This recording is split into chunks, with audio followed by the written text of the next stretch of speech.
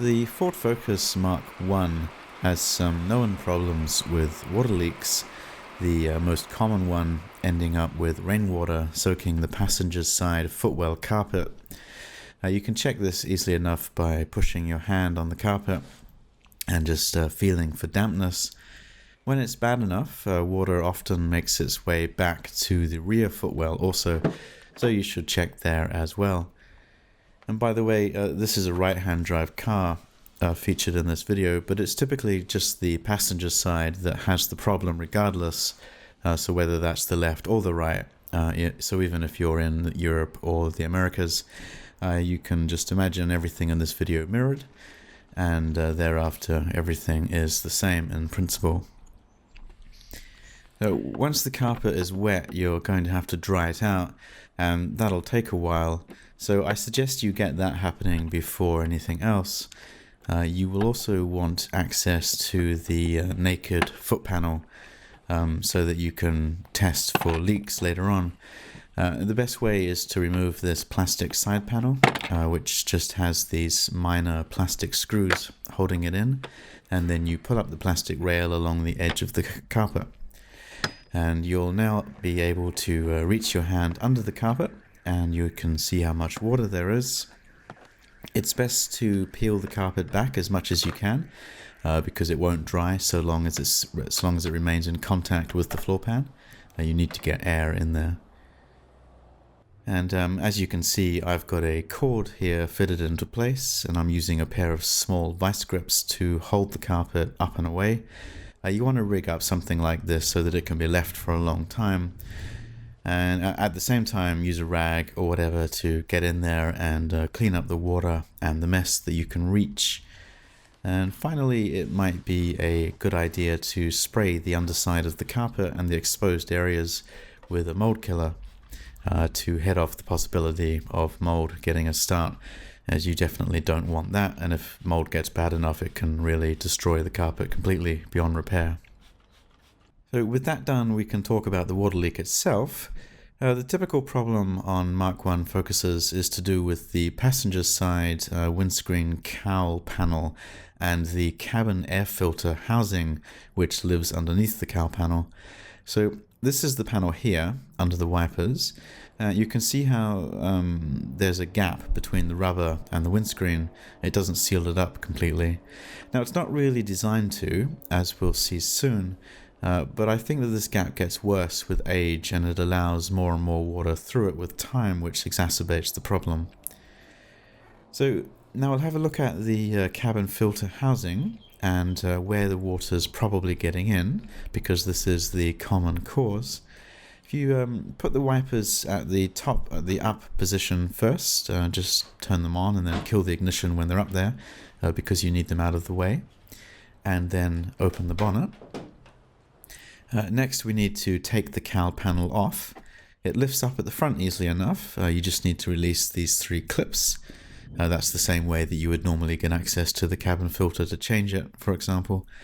And then to remove the panel properly, at the back there are 3 more clips located under these circles in the molding. The outside 2 pull out as shown, although they also slide, as I'll show you a bit later. And the inside one is a cover for a screw. And once you undo that screw, it'll be free to come away. Okay, now you can see on the screen the cabin filter in there, and I'll just show you how this design is set up to work by Ford. So the cowl panel has this sort of semi-duct type thing attached to its underside that you can see here. I think this was a revised part too, so it's possible if you have a really old Focus that was never upgraded that your version might be different, in which case you probably do want to upgrade to the latest version of the part.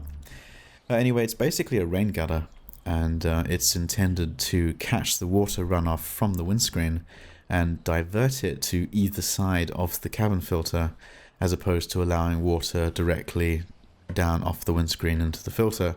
And as you can see, water would otherwise naturally run straight through the filter because it's placed in a really stupid location. Okay, that's part of the story. So take the filter out and put it somewhere dry and safe. And then we can see the plastic housing that the filter sits in. The black grid here is a port directly into the dash vent ducting system, and the fan is actually directly under that also. So the next thing to understand is that this area outside the filter housing is all designed wet. Now remember, I explained that the cowl panel isn't supposed to be sealed perfectly to the glass, and in fact if you look at the other side, there are holes in this one above the windscreen wiper motor assembly. So obviously water is intended to flow into this area and then drain away harmlessly. To handle that, this cabin filter housing is supposed to be sealed itself at its base to stop any of that water getting into the dashboard. And you can see here this water disappears out these corner drains. So the likelihood if you're getting leaks into, through the cabin filter housing is that the seal on that will want renewing if it's old. So to remove the nuts holding it down, you need a 10mm deep socket and a small ratchet handle that you can fit in there as it's kind of tight. And once you get the nuts free, the housing will lift up and you can pull it out, and you'll break the seal in doing this. And here you can see the old seal is definitely not looking in good shape. You'll want to give the whole area a good clean now, get rid of as much debris and dirt as you can. And then in my case, you can notice that someone else has apparently had a go at this job before, as I don't think that light grey sealant is factory original. And since I've just broken their seal, I'll have to remove it all and start from scratch. So that's just a labour job. I just have to work my way around it and get as much as possible off with a scraper. Lots of fun. If you're lucky, you won't have to do this. Alright, this is the factory seal, this sort of foam pre-made seal you can see here, which is totally ruined as you can see. So you can see it should be replaced obviously, but I'm just going to replace it with a sufficient quantity of silicone sealant because I can't be bothered tracking down a new seal and they obviously don't last anyway. So that'll be a bit messy, but it'll be cheap and easy, and none of this is visible, so it doesn't matter how messy it ends up looking. But it does need to be pulled off, the old seal, and the plastic surface properly scraped clear and clean, and then cleaned with some kind of chemical. I use some rubbing alcohol to do that. So a bit of time and effort, and then it's ready for new sealant. And of course you need to clean the car as well, get rid of as much dust as you can. Here I'm cleaning the windscreen above the area, as well as the paint where the sealant is going to have to stick. And as to the sealant itself, I'm using here black windscreen silicone sealant. This is from Selleys. Of course the brand's not too important. I just suggest something similar. And you want to place a large bead of the stuff around where the old seal was, enough to fill the space provided and eliminate any possibility of leaks. You don't want to leave any gaps. Then you can carefully maneuver the housing back into place and drop it home. Be careful obviously, as you don't want to get silicone everywhere. And you want to try to put it home only once, so that the sealant is squeezed only once. If you do it more than once, you're likely to end up creating an air gap, which of course will later turn into a water gap. By the same token, get the nuts on quickly and do them up as fast as you can before the sealant starts to set. Okay, finally, I decided to add some more sealant on the inside of the joint, as well as the outside, which is where it is at present. In retrospect, this actually might be sufficient to do on its own. That's to say, it might not be necessary to pull the housing out and replace the old seal. You can judge for yourself. In your case, doing the inside like this is a little bit more awkward because it's harder to reach things. Doing it on the car like this. But if you do it properly, you will seal it for sure, because you can access all of the gaps, and the condition of the outside seal would then just become unimportant. So see what you think. Okay, and here is my beautiful mess after the silicone is finished. So after a day or a few days of drying, it's time for a bit of a test. Now I'm putting in place here some paper, some tissue paper, which will absorb and catch any water that gets through and show up easily. I'm also placing some tissue paper in the now dried out footwell, so again I can identify water making its way in there. And last but not least, I'm just temporarily blocking up these drain holes next to the filter housing, just to allow me to get more water in there without it all just draining out as quickly as I pour it in. And then you can pour some water directly in there, at least a few liters I would say, all around the filter housing base where you've done your seal, and just check that the paper stays dry basically. This looks a little wet here, but it's just crumpled. And after a few minutes to allow the water to make its way down, if it indeed did leak through, you can check the footwell paper also. And if it's all good, then don't forget to remove the drain block, and things are looking promising at this point. Now you can put the filter back in place and then do a more realistic test. Here I'm just putting the cowl panel back into its position, but I'm not doing up its clips just yet. And this weight is just sort of holding it in place. And then pour some water over the windscreen. By the way, I should have closed the bonnet here. This is really dumb, so don't do this. In your case, you should definitely close the bonnet first. Anyway, what you can see here is some wet paper. So what this tells us is the cowl panel with its silly rain gutter attachment is not really working very well, at least not when a bucket of water is poured at it. So I'm going to go one step further and actually seal the cowl panel itself to the windscreen at the passenger's side, despite the fact that it's not intended to be sealed like that. And just as an aside, while I'm looking at this, you can see here that this clip has come off. They tend to break when you try to pull the panel off, but you can see that it's actually intended to slide, as I mentioned before.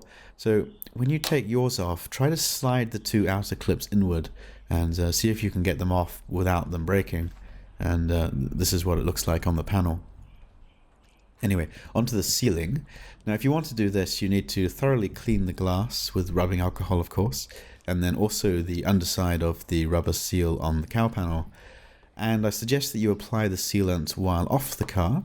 You might be tempted to try doing it on the car, but I think that would just end up making a big mess. And you'll need to apply a decent sized bead all the way along its length as shown. Now, when ready, the panel can go back into place. Now this is the most awkward part of this whole video, as the clips are quite tricky to work, especially if you're trying to slide them as I just showed you, and you don't want to get sealant everywhere, so take your time and try to get it right. Once home, get the central screw in and done up tight. That'll at least hold that side properly in place. And then, because you're effectively gluing the panel to the glass, and it doesn't naturally seal up, not if it's old, as I discussed at the beginning of the video, it'll want to be weighted down. So use whatever works for you and rig up something that can be left in place for at least a 24-hour period, preferably longer, while the silicone sets. Then, before it does set, make sure you get that rubbing alcohol and clean off any silicone you got where it shouldn't be, and you did somewhere, right? Just by the by, this may not be a perfect seal because it's so hard to get a perfect seal here, given the circumstances, but that's actually okay. The cowl panel gutter thing will work. It's just failing when it's flooded with water. So even if the seal job is 10% gaps, that still means that it's 90% sealed, which will still massively stop the flow and the flood of water, and allow the gutter to work within its capacity as designed. So that's kind of my aim here. Alright, when the silicone is set after a few days, I suggest another water test. So pull off the weights and check that the rubber is sticking to the glass, and open up the bonnet. Here you can see I'm putting another bit of dry paper on top of the filter, just to test if it gets wet again like it did before. And by the way, with this panel sealed now, accessing the cabin filter in the future will be more awkward, as you don't want to break the seal to the glass. But things are, quite flexible, so it should be still possible with some care. And there goes the bucket again. And this time, as you can see, the paper is basically dry. And there are a few drops there, but they're not from the filter.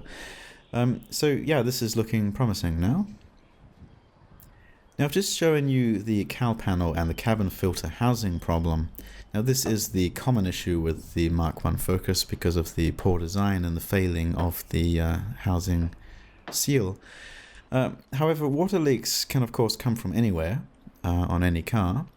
There are seals all over the car, and tracking down leaks can be a real bitch.